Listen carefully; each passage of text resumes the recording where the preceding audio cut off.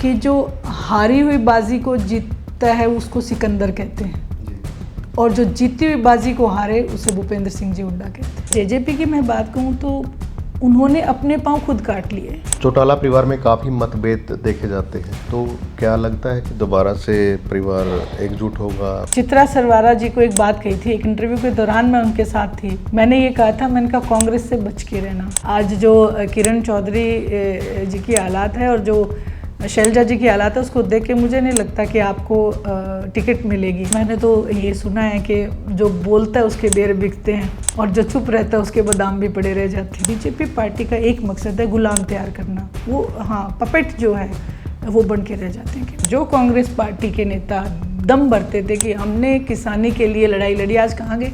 आज एक इलेक्शन लड़ना सबसे ज़्यादा महंगी चीज़ हो गया, क्योंकि राजनीति को समाज नीति ना करके बिजनेस बना के विधानसभा में अभय सिंह जी चौटाला जो गरजते थे वैसी गर्जना हमें सुनने को नहीं मिलती है। अनिल विज जी जैसे कद्दावर नेता आज पुकार के रो रहे थे कि मेरी सुनवाई नहीं है। विधानसभा में आप देखेंगे गोबर की बात तो हो जाती है जी, एक दूसरे के ऊपर इलिगेशंस है, करप्शन की बात तो हो जाती है, लेकिन प्रदेश के विकास की कहीं आपने बात सुनी हो तो आप बताओ, कहीं पे भी कोई बात नहीं होती। भारतीय जनता पार्टी के साथ विलय करने का मतलब ही सुसाइड मैं मानती हूँ, राजनीतिक सुसाइड होता है। आप किसी भी पार्टी के नेता को आप उठा के देख लें, जो एक अच्छे कद्दावर नेता जितने भी गए हैं एक तरीके से उनका सुसाइड ही हुआ है। जैसे भारतीय जनता पार्टी अगर 5 रुपए का भी कोई काम करेगी तो वो 5 लाख का डोल बढ़ा देती है। तो खाना वगैरह खुद बनाते हैं? नमस्कार दोस्तों, द एड न्यूज में आपका स्वागत है। दोस्तों, आज का जो पॉडकास्ट है एक बहुत ही ज़बरदस्त होने वाला है, क्योंकि जो शख्सियत मेरे सामने है इनेलो पार्टी की बड़ी नेता और एक दमदार नेता के तौर पे जानी जाती है सुनैना चौटाला जी। मैम, स्वागत है आपका। बहुत बहुत शुक्रिया। राम राम। राम राम। आपने राम राम से ही शुरुआत की है और पॉडकास्ट में ये पहली बार है, क्योंकि हरियाणा में हमेशा शुरुआत ही राम राम से होती है। बिल्कुल। बचपना कैसे बीता मैम? बचपन में जैसे मेरा जो गांव है, जो मेरे माता पिता जहाँ मैं बड़ी हुई, दौलतपुर है, डिस्ट्रिक्ट हिसार का ही। हिसार का? डिस्ट्रिक्ट हिसार में दौलतपुर है, उकलाना हल्के में है। ओके। तो वहाँ पे स्कूल के लिए सबसे बड़ी, क्योंकि मेरे फादर जो हैं बिरला पब्लिक पिलानी के स्टूडेंट रहे, तो उनको ये था कि एजुकेशन के लिए बहुत ज़रूरी है बच्चे को। तो जैसे गांव में स्टार्ट किया, बट उसके बाद मेरी बुआ जी रोहतक रहते थे, तो मुझे रोहतक फिर वो लेके गए। आपकी परवरिश? मेरी परवरिश जो है, बचपन जो है मेरा रोहतक में, और मेरा मॉडल स्कूल था। ओके। नर्सरी टू 5th मैंने वहीं किया। उसके बाद 6th से लेके और BA फाइनल तक मैं फतेहचंद महाविद्यालय हिसार जो है वहाँ से मेरी एजुकेशन रही। तो इसके साथ साथ अगर बात करें एजुकेशन के साथ साथ, रुचि शुरू से ही राजनीति में थी या फिर कुछ ये था कि भाई अलग करना है? देखिए, रुचि जब बचपन था तब पता नहीं था, लेकिन देखते थे कि दादाजी जो थे मेरे, वो 25 साल तक गांव के सरपंच बने। उसके बाद मेरे ताऊ जी चौधरी कमल सिंह जी भी सरपंच रहे। उसके बाद मेरी माता जी भी गांव की सरपंच रही। तो एक तरीके से जो बैकग्राउंड लगाओ या अपब्रिंगिंग लगाओ आप मेरी, तो वो इस तरीके से हुई। तो वो देख के ऐसे लगता था कि जैसे सब लोग आते थे और अपना काम बताते थे और फिर वो काम मेरे फादर या दादाजी वगैरह उनका करके देते थे, तो बड़ा अच्छा लगता था, वो बड़े थैंकफुल होते थे। उसके बाद जब मैं कॉलेज में गई तो कॉलेज में भी जैसे होता है, हॉस्टल में मैं थी, तो हॉस्टल की मैं हेड गर्ल थी। तो उसमें भी एक यूं था कि सबके साथ मिलके और बैठ के जैसे मेरी सब रिस्पेक्ट करती थी शुरू से ही, मतलब स्टार्टिंग से ही। और उसके बाद मैं कॉलेज की प्रेसिडेंट भी रही। मेरे कॉलेज की मैं प्रेसिडेंट बनी। उस टाइम मैं सबसे ज़्यादा वोटों से भी जीती थी, जबकि मेरा कोई ऐसा नहीं था कि भी मैं पॉलिटिकली ये जाऊं या मैं प्रेसिडेंट के लिए जाऊं। लेकिन मेरे जो जितने भी कॉलेज की लड़कियां थी, मेरी जूनियर्स थी जो मेरे साथ की थी, सब ने मुझे फोर्स किया कि आपको ये फॉर्म तो हम फिल करवाएंगे और आपको हम कॉलेज का प्रेसिडेंट बनाएंगे जी। मैंने बल्कि मेरी कन्विंसिंग भी नहीं की होगी मैंने पूरी तरीके से, क्योंकि मैं फुटबॉल प्लेयर भी थी। तो हमारी इंटर यूनिवर्सिटी की तैयारी चल रही थी उस टाइम। तो मैं वो भी तैयारी करती थी, प्लस में मैं शूटर भी थी। तो ऑल इंडिया बेस्ट शूटर भी मैं रही हूँ जी। एनसीसी की भी मैं कैडेट थी। तो बहुत सारे जो मल्टी चीज़ें जो थी ना, उसमें मैंने अपने हर जगह वर्क कर रखा था। उसका रीज़न भी मेरे फादर, उन्होंने मुझसे क्वेश्चन किया था कि जैसे +1 में मैं हुई तो कि भी आर्ट्स या साइंस, तो उन्होंने मुझे कहा साइंस लो।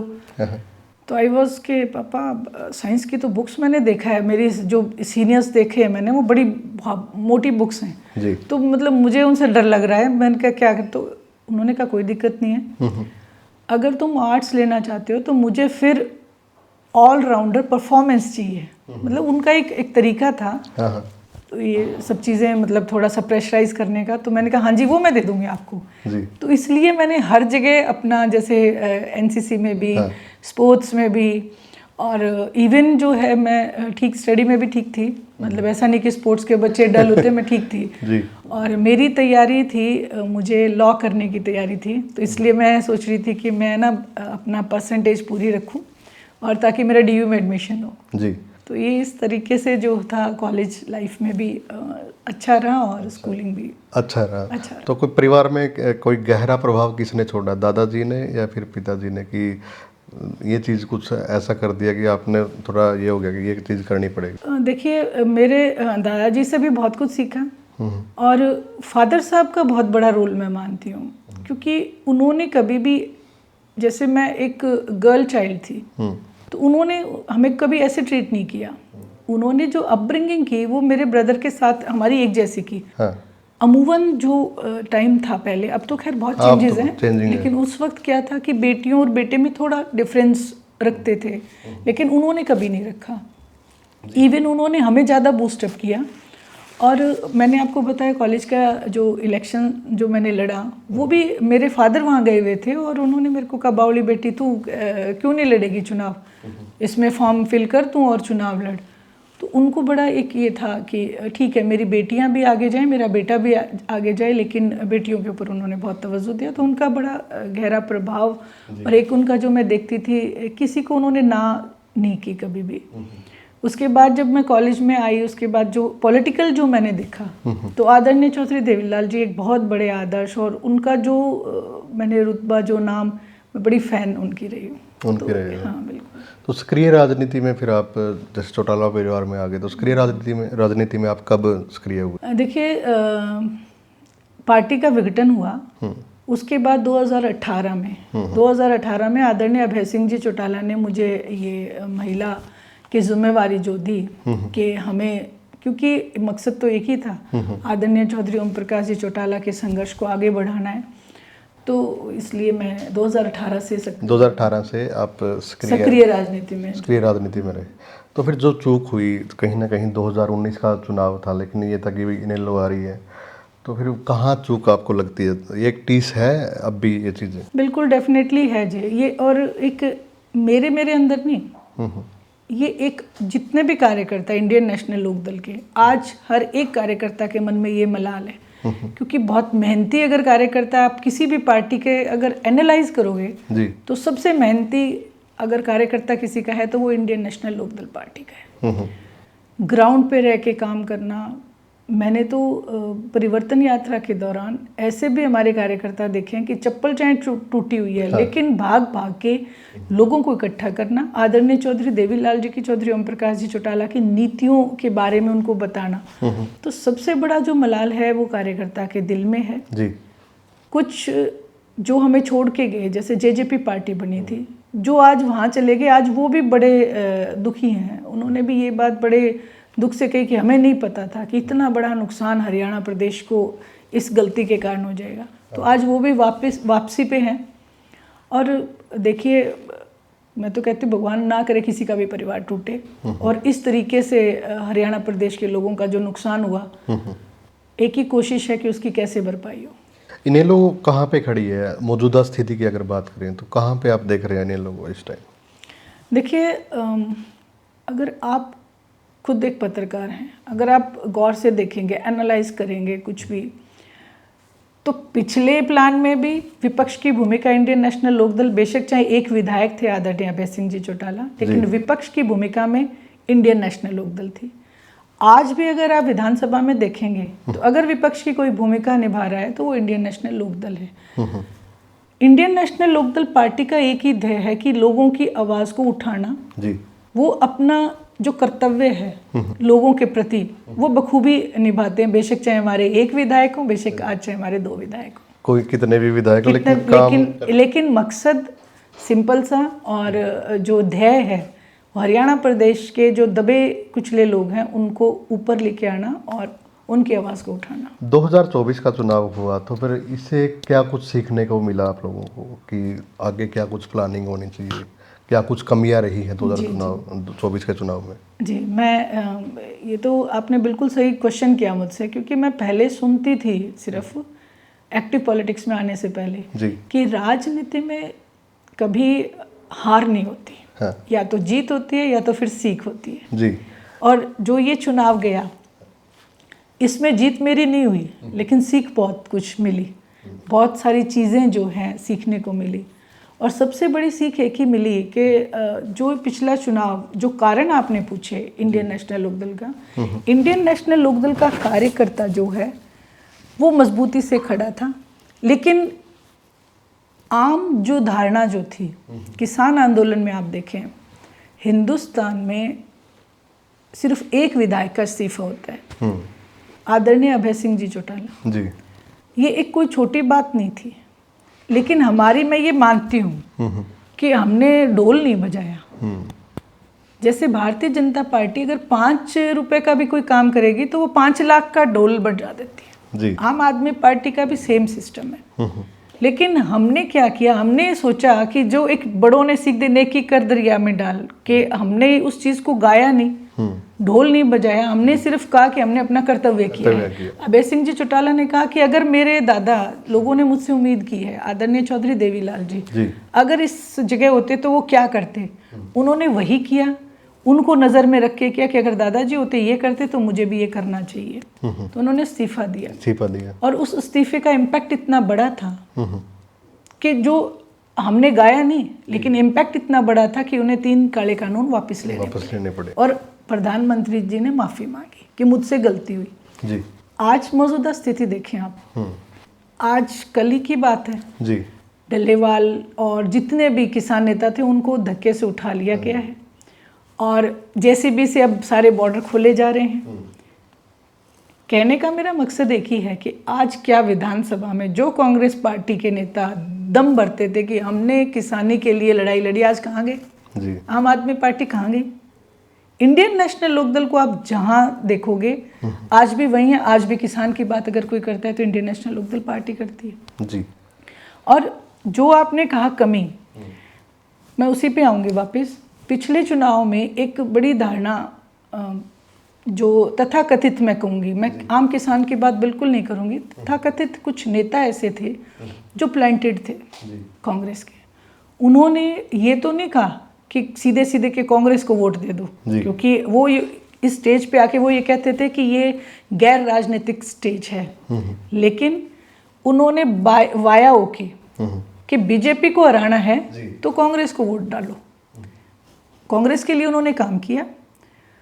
लोकसभा के चुनाव में जो वो लोग गए कांग्रेस पार्टी के पास कि हमें आप कंसीडर करो जी, तो भूपेंद्र सिंह जी हुड्डा ने उनसे वायदा किया कि आपको विधानसभा में 30 सीटें देंगे जी।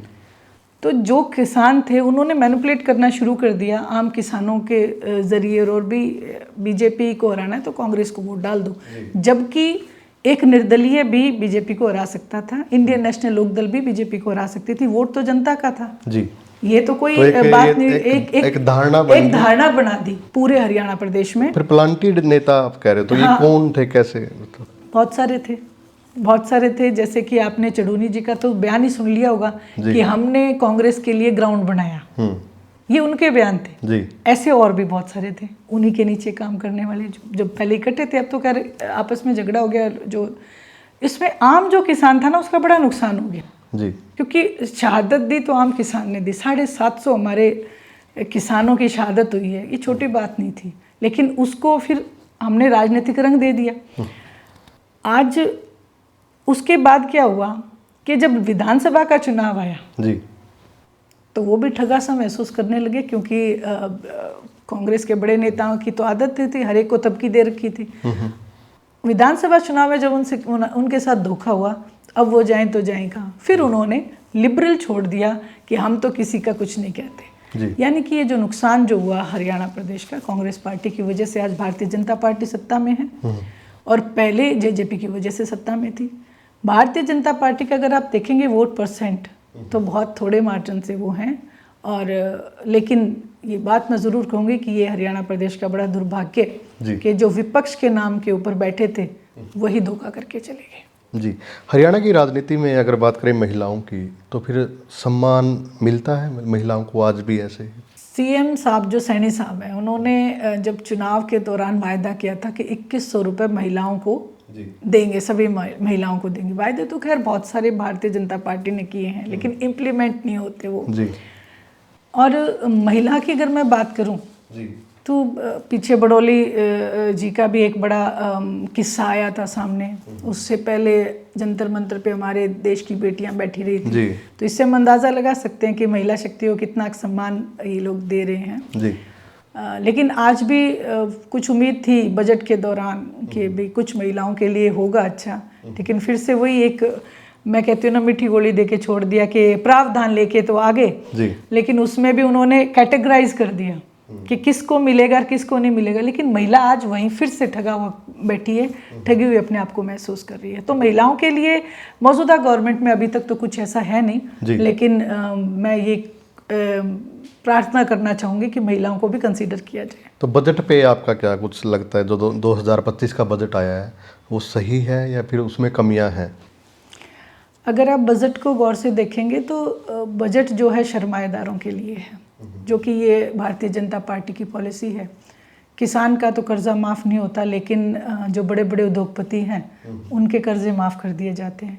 सेम चीज़ आप बजट में भी देखेंगे कि जो छोटे व्यापारी हैं और दुकानदार हैं, इनके लिए कुछ नहीं है, किसान के लिए कुछ नहीं है। जब बजट बनाया जाए तो मुझे लगता है कि अनुपात देखना चाहिए कि अनुपात के हिसाब से अगर हम देखें तो किसान सबसे ज़्यादा हैं जी। हरियाणा प्रदेश में 70% जो है लोग किसानी पे निर्भर हैं, लेकिन किसान के लिए बजट में कुछ भी नहीं है। तो मैं तो ये टोटली यही कहूँगी कि ये बजट केवल एक छलावा है जी। और वही जैसे कि हमारे जो है विधायक अर्जुन, जो उसने जो बात कही कि आमदनी 98 और खर्चा रुपया, दालें महंगी कर दी। उधर से आप देखें कि अगर किसी को छत भी चाहिए तो रजिस्ट्रियाँ महंगी कर दी। तो मेन चीज़ क्या, मेन ज़रूरत क्या होती है? रोटी, कपड़ा और मकान जी। तो रोटी, आप दाल, सब्जियाँ, सब चीज़ें महंगी कर दी, ठीक है, कपड़ा भी महंगा कर दिया, और मकान के लिए जो रजिस्ट्री है, जो सामान चाहिए वो भी महंगा कर दिया। तो आम जो ज़रूरत है लोगों की, उसके ऊपर कोई ध्यान नहीं दिया गया। और युवाओं को लेकर अगर मैं बात करूं तो युवा तो बिल्कुल खाली आता है। आज युवा सर्विस के लिए जाता है। आप देखिए पीएचडी किए हुए हमारे जो बच्चे हैं जी। उनको आप ग्रुप डी में सर्विस लगा देते हो और वो ट्रे पकड़ के और हो जाते हैं। उनकी आत्मा से आप पूछो, उसके माँ बाप से पूछो, उन्होंने कितना मेहनत करके अपने बच्चे को मुंह का निवाड़ा अपना निकाल के बच्चे को पढ़ा के इस लायक बनाया, आगे जाके बच्चे को नौकरी जो बड़े ओहदे हैं उसमें दूसरी स्टेट के लाके आप बिठा देते हो। हरियाणा प्रदेश में बहुत काबिलियत है। हरियाणा प्रदेश ने देश में नाम किया है। जो हमारी खेल नीति थी उसके ऊपर भी सवालिया निशान है। तो ये जो युवा है आज सबसे ज़्यादा परेशान, विदेशों में जा रहा है युवा, विदेशों में जा रहा है, वो जगह भी बंद हो गई है डिपोर्ट होने से। अब वो वहाँ से डिपोर्ट भी होके आ रहे हैं, लाशें आ रही है हमारे नौजवान बच्चों की। तो वहाँ पे उनके लिए वहाँ पे भी कोई कदम नहीं उठाया जा रहा। सबसे पहले अभय सिंह जी चौटाला ने इस मुद्दे को विधानसभा में उठाया था, लेकिन उस तरफ सरकार का ध्यान ही नहीं था। और आज वो खामियाजा जो है हमारे युवा भुगत रहे हैं, क्योंकि वो वापस आ रहे हैं, धक्के देके वापस निकाला जा रहा है। वो अपने आप को फिर से, वो यहाँ से ज़मीन बेच के गए थे जी, वहाँ से भी ठगे गए, यहाँ से भी ठगे गए, खाली हाथ। 2025 में किन मुद्दों के साथ इनेलो लोगों के बीच में जा रही है? इंडियन नेशनल लोकदल की सबसे बड़ी एक ही जो खासियत रही है जी, लोगों के बीच जाते हैं, लोगों की समस्याओं को सुनते हैं। आज मैं जैसे जाती हूँ तो जहाँ युवा परेशान है, वहाँ आज हमारी बेटियाँ, आप देखेंगे बस स्टॉप्स पे देखेंगे लड़कियां बेहाल गर्मी में खड़ी मिलती हैं। उनके लिए कोई साधन नहीं है कॉलेज तक जाने के लिए, आने के लिए। बसें रुकती नहीं हैं, मनमानी चलती है। प्रशासन के ऊपर कोई रोक नहीं है। प्रशासन के ऊपर रोक कैसे होगी, क्यों होगी? क्योंकि जो नेता बैठे हैं जी, वो बजट दे के रखते हैं प्रशासनिक अधिकारियों को कि आपको इतना तो इनकम हमें लाके देनी ही देनी है। आज इलेक्शन महंगे क्यों हो गए? आज एक इलेक्शन लड़ना सबसे ज़्यादा महंगी चीज़ हो गया, क्योंकि राजनीति को समाज नीति ना करके बिजनेस बना लिया गया है। जी, तो ये आज जितनी भी चीज़ें हैं, आप एक पॉलिसी देखें जी, हर एक पार्टी की पॉलिसी होती है। भारतीय जनता पार्टी की क्या पॉलिसी है? मैं तो खैर, आप पत्रकार हैं, आप नहीं दे सकते इस चीज़ क्योंकि आप न्यूट्रल हैं, जवाब नहीं दे सकते। मैं आपको बताती हूँ, आप हर स्टेट में देखें एक स्पेसिफिक कम्युनिटी को टारगेट किया जाता है। जी, सिर्फ जात पात धर्म पे हमें लड़ाया जाता है। हम जहाँ इस चीज़ में बहे जा रहे हैं, जहाँ हमें हिंदुत्व बताया जा रहा है, जी, क्या कहते हैं कि जैसे आपने कहा राम राम, शुरू मैंने राम राम से किया। हाँ, और ये कहते हैं जय श्री राम। जी, जय श्री राम कॉपीराइट ले लिया बीजेपी ने धक्के से जी, कि हम ही जय श्री राम कह सकते हैं, जबकि हरियाणा प्रदेश में एक पैदा होता बच्चा ही राम राम हम कहते भी, बोलो राम राम, बोलो राम राम, बिल्कुल। वही आज धर्म के ऊपर जो है राजनीति की जाती है टोटली। जी, विधानसभा में आप देखेंगे गोबर की बात तो हो जाती है, जी, एक दूसरे के ऊपर इलिगेशंस है, करप्शन की बात तो हो जाती है, लेकिन प्रदेश के विकास की कहीं आपने बात सुनी हो तो आप बताओ, कहीं पे भी कोई बात नहीं होती। तो ये इसीलिए मैं कहूँगी कि बड़ा दुर्भाग्य है कि हम ऐसे प्रदेश में हैं और ऐसी एक राजनीतिक दल के नीचे हैं जी, जो डिक्टेटरशिप जो है चल रही है टोटली। अगर कोई पत्रकार कुछ सवाल उल्टा कर ले तो उसका चैनल उड़वा दिया जाता है। अगर कोई अधिकारी सवाल कर ले तो उसको परेशान किया जाता है। कोई नेता अगर कर ले तो ईडी बिठा दी जाती है। और आदरणीय ओम प्रकाश जी चौटाला पे हमें गर्व है कि उन्होंने ईडी वीडी का कोई डर नहीं रखा, 10 साल कैद काटी उन्होंने, लेकिन उन्होंने कभी अपनी पगड़ी जो हरियाणा प्रदेश ने दी थी उसको किसी के दरवाजे पे नहीं रखा। बाकी आप किसी भी दल में किसी भी नेता को देखें सिवाय अभय सिंह जी चौटाला के, कोई भी नेता ऐसा नहीं है कि आज आवाज़ उठा के कह दे। आज जो नेता प्रतिपक्ष बैठे हैं, प्रतिपक्ष तो कांग्रेस बना ही नहीं पाई है, लेकिन फिर भी जो कांग्रेस बैठी है वो शेरो शायरी तो ज़रूर करती है साथ मिलके, लेकिन चुटकुले भी सुनाए जाते हैं, लेकिन मुद्दे की बात कहीं नहीं की जाती।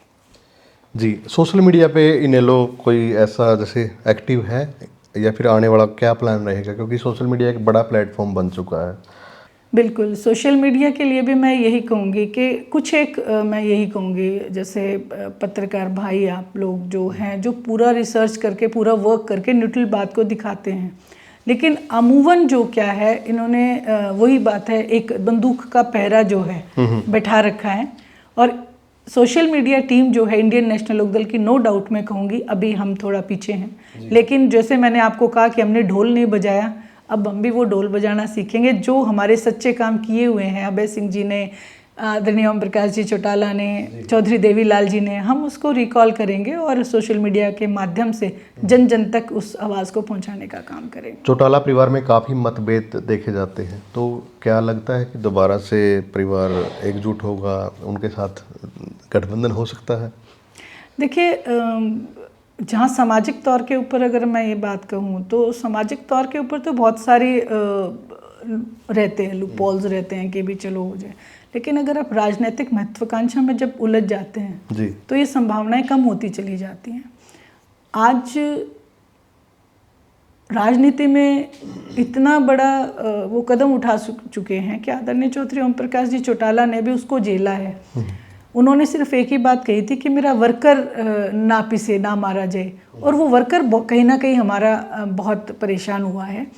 तो मुझे तो नहीं लगता कि राजनीतिक तौर के ऊपर कभी ये हो पाएगा, लेकिन फिर भी हमारे जो कार्यकर्ता हैं, जो सब हैं, मैं तो उनकी एक दिल की भावना को देखते हुए यही कहूँगी कि बड़े छोटे का ज़रूर लिहाज होना चाहिए और अपने से बड़े के पास जाके माफ़ी, गलती ना भी हो तो भी माफ़ी मांग लेनी चाहिए। मैं तो यही आपने कहा था कि कौरव और पांडव जैसी स्थिति हो गई है। जी जी बिल्कुल। कौरव और पांडव, ये जो राजनीतिक महत्वाकांक्षा वहीं पे उनकी भी वही थी। कौरव चाहते थे कि एक समूचे हम ही राज करें, पांडव बहुत कोशिश कर रहे थे। तो वो जो सेम सिचुएशन जो है आप हर एक राजनीतिक परिवार में देखेंगे वो हो जाती है और इसी का हमने भी सामना किया। अब इनेलो और जेजेपी में क्या अंतर देखते हो आप? इंडियन नेशनल लोकदल आज भी आदरणीय चौधरी देवीलाल जी की नीतियों को, ओम प्रकाश जी चौटाला के संघर्ष को लेके खड़ी है जी। इंडियन नेशनल लोकदल ने जनता के लिए काम किया। जनता के किए हुए वायदे जो है आज तक तो कभी उन्होंने झूठा वायदा नहीं किया जी। और अगर जेजेपी की मैं बात कहूँ तो उन्होंने अपने पांव खुद काट लिए जी। क्योंकि भारतीय जनता पार्टी के साथ विलय करने का मतलब ही सुसाइड मैं मानती हूँ, राजनीतिक सुसाइड होता है। आप किसी भी पार्टी के नेता को आप उठा के देख लें, जो एक अच्छे कद्दावर नेता जितने भी गए हैं एक तरीके से उनका सुसाइड ही हुआ है। तो मैं ये मानती हूँ कि उन्होंने बहुत बड़ी गलती जो है वो कर चुके हैं। लेकिन अभी जो जनता है, जैसे मैं लोगों के बीच में जा रही हूँ, सब एक ही बात कहते हैं कि विधानसभा में अभय सिंह जी चौटाला जो गरजते थे वैसी गर्जना हमें सुनने को नहीं मिलती है। तो मैं तो यही कहूँगी कि अभय सिंह जी चौटाला निश्चित रूप से अगले जो है मुख्यमंत्री हमारे होंगे।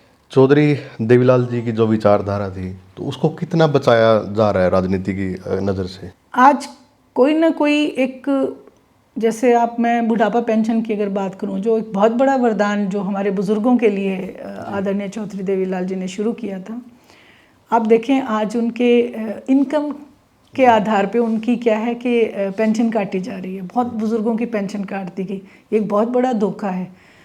जहां अभय सिंह जी चौटाला ने पूरे विधानसभा में ये कहा था कि भी बुजुर्गों की पेंशन से मैं छेड़छाड़ नहीं होने दूंगा, मनोहर लाल जी को उन्होंने कहा था।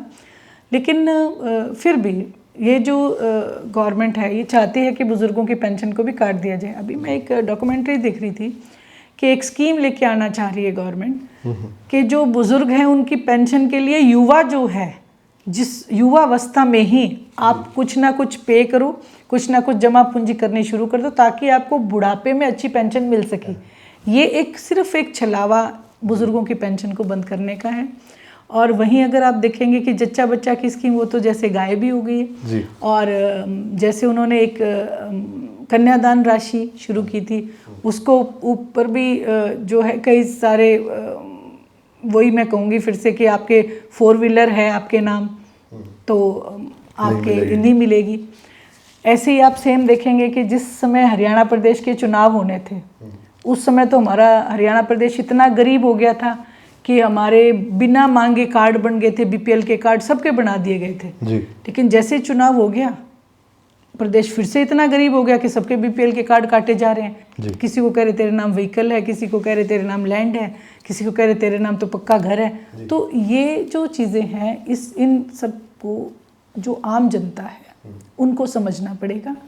मैं अभी कल बैठी थी एक जगह तो सोनीपत साइड, तो वो कहते कि जी ये तो खेल सा करके चले जाते हैं भारतीय जनता पार्टी जो पार्टी है ये तो खेल सा करके चले जाते हैं और अब तो कांग्रेस भी इनके साथ मिल गई, ये तो मिलके खेल कर रहे हैं। तो मैंने उनसे एक ही बात की, मैंने कहा ये तो खेल दिखाएंगे जब तक आप देखोगे, जिस दिन आप इस खेल को देखना बंद कर दोगे ये खेल नहीं दिखाएंगे।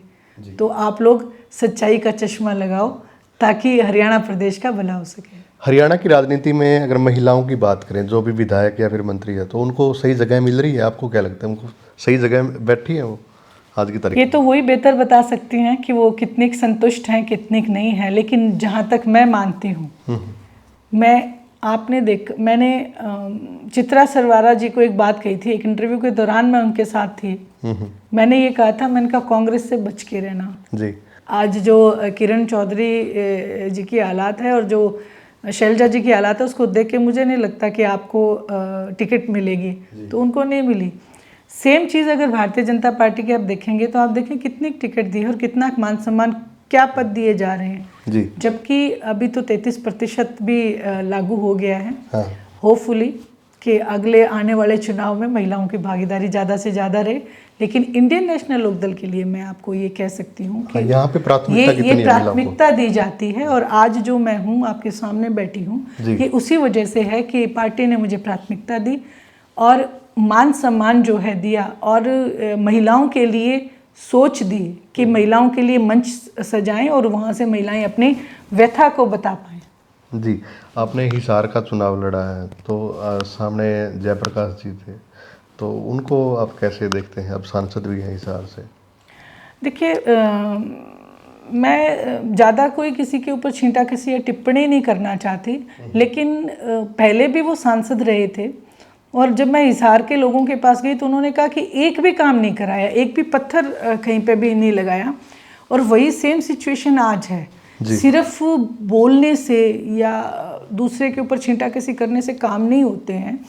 वो बोलते रहे पहले तो चौटाला परिवार के लिए कि भी परिवारवाद, क्योंकि अब बाबू बेटा की पार्टी में वो खुद हैं, तो वो उस चीज़ के लिए नहीं बोल पाएंगे। और वहीं अगर दूसरी बात आप देखें, लोगों ने एक ही बात कही कि बीजेपी को हराना है। वो इसलिए सांसद हैं क्योंकि लोगों ने बीजेपी को हराना था। वो इसलिए सांसद नहीं है कि लोगों को उनके साथ कोई लगाव था जी। वो इसलिए सांसद है क्योंकि ये धारणा भी कांग्रेस की फैलाई हुई थी कि बीजेपी को हराना है तो कांग्रेस को वोट डाल दो। जी, राजनीति से हटकर अगर बात करें तो खाना वगैरह खुद बनाते हैं आप या फिर कैसे? हाँ, नहीं, मुझे आता है खाना बनाना सब। जब भी टाइम मिलता है, मौका मिलता है, मैं ज़रूर सब्जी भी बनाती हूँ, रोटी भी बनाती हूँ। मैं एक बहुत घरेलू और साधारण सी महिला हूँ जी। और अच्छा भी लगता है घर के जो है देख रेख करना, काम करना, क्योंकि अगर हम समाज में महिला को एक बहुत बड़ी शक्ति, एक बहुत बड़ी ताकत बिल्कुल जी माना गया है, जो घर और बाहर दोनों बखूबी संभाल सकती है। इसलिए मेरी कोशिश रहती है, मुझे खाना बनाना आता है, अच्छे से आता है। कभी आप लोग भी आएँ, खाएं ज़रूर, मैं बनाऊंगी ज़रूर। जी बिल्कुल। हरियाणा की राजनीति में अगर बात करें तो तनाव बहुत हो जाता है, तो उसको आप कैसे हैंडल करते हैं? मैं उसको सिंपली एक जो है ना, राजनीति को जो मैं देखती हूँ, जो करना चाहती हूँ, मैं समाज नीति के हिसाब से करना चाहती हूँ जी। क्योंकि मैं चाहती हूँ कि सामाजिक अच्छे लोग आगे आएँ। एक समाज का ताना बाना, भाईचारे की जो भावना जो हमारे पहले हरियाणा प्रदेश में थी, वही वापस जो है वो कायम हो जी। क्योंकि हमें सिर्फ धर्म के और जात पात के नाम पे लड़ाया जाता है, लेकिन अगर हम गौर से देखें, जो महंगाई है वो कोई धर्म या जात पात देख के तो नहीं लागू होती। महंगाई का बोझ तो सबके चूल्हों पे बराबर है। तो इसलिए हमें ऐसी गवर्नमेंट चुननी चाहिए जो हमारे लिए काम करे, जात पात के लिए नहीं, जो जनता के लिए काम करे। और मैं तो यही कहूँगी, धर्म सबसे बड़ा क्या है जी, इंसानियत। चाहे वो किसी में भी हो, माँ के पेट में कोई धर्म जात बिरादरी नहीं होती, आत्मा सबकी एक बराबर है। तो उससे ऊपर उठ के पॉलिटिक्स करना चाहती हूँ। और महिलाओं को खास करके ग्रामीण अंचल में जो हमारा, आप देखेंगे जाके, बड़ा टैलेंट है जी। महिलाएं, आप बहुत सारे काम, वो चलते चलते सर के ऊपर गठड़ी होगी लेकिन स्वेटर बुनती चली जाएंगी, और चाहे घर में काम समेट के दोपहर को सोएंगे नहीं, दरी बनाएंगी, पंखी बनाएंगी। तो वो इतना ज़्यादा टैलेंट जो है वो दबा पड़ा है। क्यों ना इसको हम हरियाणा प्रदेश के लिए यूज़ करें, क्यों ना इससे हम एक छोटा उद्योग महिलाओं के लिए शुरू करके दें, ताकि जिससे प्रदेश का भी फायदा हो और महिला शक्ति का भी फायदा हो और एक अच्छे समाज का निर्माण हो। हरियाणा की अगर राजनीति से हटकर बात करें तो दूसरा ऑप्शन अगर आपके पास होता तो फिर करियर में क्या चुनते आप आगे भविष्य? मेरा बड़ा ड्रीम था लॉयर बनने का जी। और वो भी फादर की वजह से, क्योंकि मैं बोलती बहुत ज़्यादा थी, तो वो कहते थे तू तो वकील बन जा, तो वो मैं सोचती थी कि मैं वकील बनूं। तो लेकिन वो ड्रीम थोड़ा अधूरा रह गया। उसके बाद मैं ठीक है, मैं अगर मैं पॉलिटिक्स में ना भी हूँ तो मैं जैसे आसपास के जो बच्चे थे रहते रहे मेरे पास, उनको मैं ट्यूशन जो है देती थी, मुझे अच्छा लगता था पढ़ाना। तो मैं सोचती हूँ मैं स्कूल ज़रूर बना लेती, क्योंकि शिक्षा हर क्षेत्र में काम आती है। एजुकेशन का जो भट्ठा बैठ गया, फ्री ऑफ कॉस्ट एजुकेशन जो एक अधिकार होना चाहिए हरियाणा प्रदेश के जो युवा हैं उनके लिए, उसके बाद उन्हीं को इस प्लेटफॉर्म में यूज़ करके हरियाणा प्रदेश के युवाओं को इतना सक्षम बनाए, इतना कि हमारे बच्चों की डिमांड हो। अगर एजुकेटेड होंगे, अगर बोल्ड होंगे तो उनकी डिमांड होगी कि आपको कहीं पे भी जाके भी आप हमारे पास आएँ और आप में टैलेंट है उसको यूज़ करें। तो युवाओं को और जो हमारी नर्सरी है, जो बच्चे हैं, उनकी जड़ें मजबूत करना और महिला शक्ति को मजबूत करना मेरा एक पहला कर्तव्य और काम रहेगा। किसान को उसका हक दिलाना जो है, जो क्योंकि मैं किसान की बेटी और किसान के घर में गई हूँ, तो मेरे ये मकसद रहेगा। राजनीति में कौन से लोग सफल होते हैं, कम बोलने वाले या ज़्यादा बोलने वाले? देखो जी, मैंने तो ये सुना है कि जो बोलता है उसके बेर बिकते हैं जी, और जो चुप रहता है उसके बादाम भी पड़े रह जाते हैं। तो बोलने वाला ही मैं कहूँगी, बोलने वाला ज़रूर, लेकिन जो बोले अपनी बात पे कायम रहे, जी, ऐसे लोगों को कामयाब होना चाहिए। आज तो बोलने की सरकार है, इम्प्लीमेंट नहीं होते हैं जी, काम, जो वायदे तो कर लेते हैं लेकिन वो इम्प्लीमेंट नहीं होते। हाँ, लेकिन मैं चाहती हूँ कि आदरणीय चौधरी देवीलाल जी की तरह जो बात कहो उसको पूरा करो। हरियाणा की राजनीति जैसे 2029 का चुनाव है, तो गेम चेंजर कौन होगा 2029 में? Abhay Singh ji Chautala, Indian National Lokdal Party, क्योंकि गेम चेंजर नहीं, गेम ही उनके हाथ में हक में होगा। क्योंकि लोगों ने बड़े देख चुके हैं जो है कि बीजेपी सिर्फ एक कम्युनिटी को तो टारगेट कर सकती है, लेकिन वो जो एक बेसिक जो चीज़ें हैं, जो बेसिक नीड है, वहाँ वो फेलियर है उनका। आप देखेंगे नौकरी, भ्रष्टाचार में नंबर 1 पे हैं।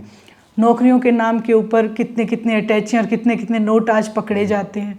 प्रशासनिक अधिकारी जो हैं बिल्कुल बेलगाम हैं, उनके ऊपर कोई रिस्ट्रिक्शंस नहीं है। और आप ये देखेंगे कि जो नेता है, खुद उनके नेता अनिल विज जी जैसे कद्दावर नेता आज पुकार के रो रहे थे कि मेरी सुनवाई नहीं है। कैबिनेट मिनिस्टर वो हैं तो सुनवाई नहीं होती है। तो टोटल आप अगर इसको देखेंगे कि किसी भी फ्रेम में फिट नहीं होती है बीजेपी। हाँ, बीजेपी पार्टी का एक मकसद है गुलाम तैयार करना। वो हाँ, पपेट जो है वो बन के रह जाते हैं केवल। सोशल मीडिया राजनीति के लिए ज़रूरी है या सिर्फ टाइम पास है सोशल मीडिया? सोशल मीडिया एक बहुत मजबूत चीज़ है, बहुत जिसको पूरा छोटे बच्चे से लगा के बुजुर्ग तक देखते हैं जी, लेकिन वहाँ पे एक नॉर्म ये होना चाहिए कि उनको सच दिखाने की आज़ादी होनी चाहिए। सोशल मीडिया पे भी तो मैंने बताया ना, बंदूक का पहरा है। अगर ये पहरा हट जाए तो मैं मानती हूँ कि बहुत बड़ा प्लेटफॉर्म है और बहुत ज़रूरी चीज़ है आज के युग में। क्या कुछ आप संदेश देना चाहोगे हरियाणा वासियों को? मैं तो ये कहना चाहूँगी, सबसे हाथ जोड़ के प्रार्थना करना चाहूँगी कि सच्चाई को देखें। जी, जरूरी हो सकता है कि मेरे कोई भाई जो है सच ना दिखा पाए, तो सुनो सबकी, लेकिन सच को ढूंढो। जी, लेकिन वो ढूंढना बहुत ज़रूरी है। आगे आने वाले जो बच्चों का भविष्य है उस पे निर्धारित है आपके आज की सोच, आपके आज के वोट के ऊपर।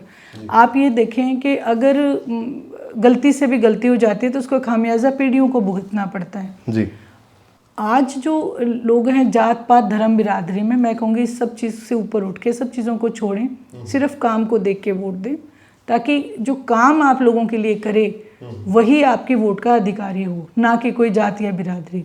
जी, काम नहीं करते तो आप उनको छोड़ दो, एक दूसरे को मौका दे दो।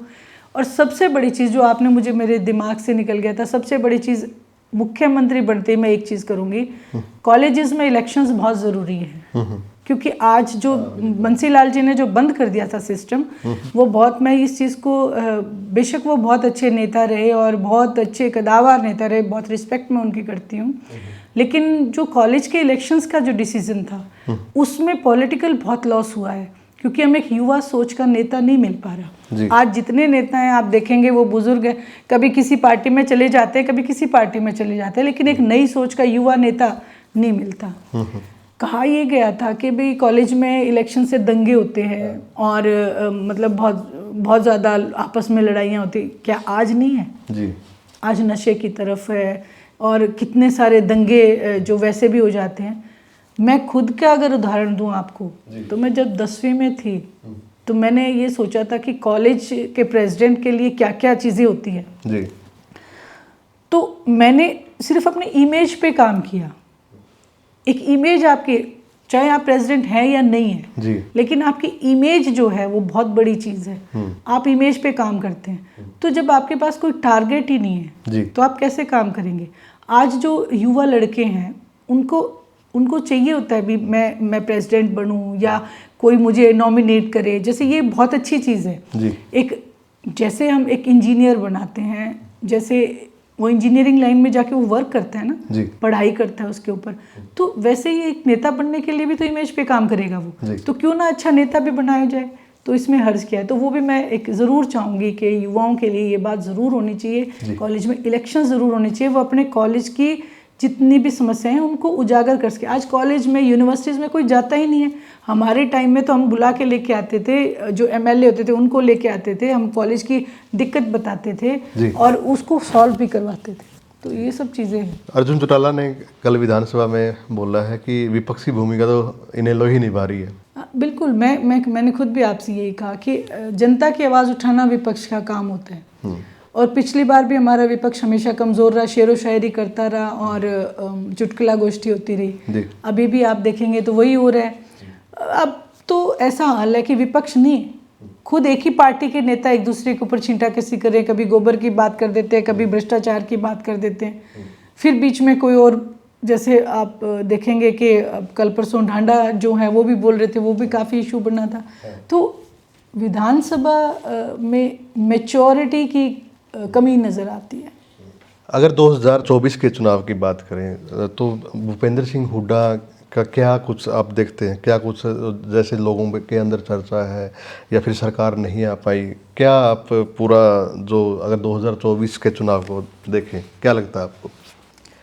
देखिए, भूपेंद्र सिंह जी हुड्डा ने 72 टिकटें बांटी जी, और 72 टिकटें बांटने के बाद उन्हें पता था, क्योंकि उन्होंने हर एक विधानसभा में थपकी दे रखी थी, कहीं 80 दे रखी थी थपकियाँ, कहीं 20 दे रखी थी जी। तो वो जितनों को थपकी दे रखी थी वो सब बागी हो गए और उनमें से कुछ ने तो निर्दलीय चुनाव पर्चा भी भर दिया। और पर्चा भरने के बावजूद भी भूपेंद्र सिंह जी हुड्डा किसी को मनाने नहीं पहुँचे। जी। ये एक सबसे बड़ा उदाहरण है कि वो खुद नहीं चाहते थे कि कांग्रेस की गवर्नमेंट बने, वो चाहते थे कि बीजेपी की गवर्नमेंट बने। और मैं तो उनके लिए सिर्फ एक ही बात आपको कहूँगी जी कि जो हारी हुई बाजी को जीतता है उसको सिकंदर कहते हैं जी, और जो जीती हुई बाजी को हारे उसे भूपेंद्र सिंह जी हुड्डा कहते हैं। धन्यवाद मैम बातचीत करने के लिए। Thank you so much. तो वीडियो को ज़्यादा से ज़्यादा आप लोग शेयर करें और आप लोगों ने ये पॉडकास्ट देखा है तो अपनी राय भी ज़रूर दें। धन्यवाद।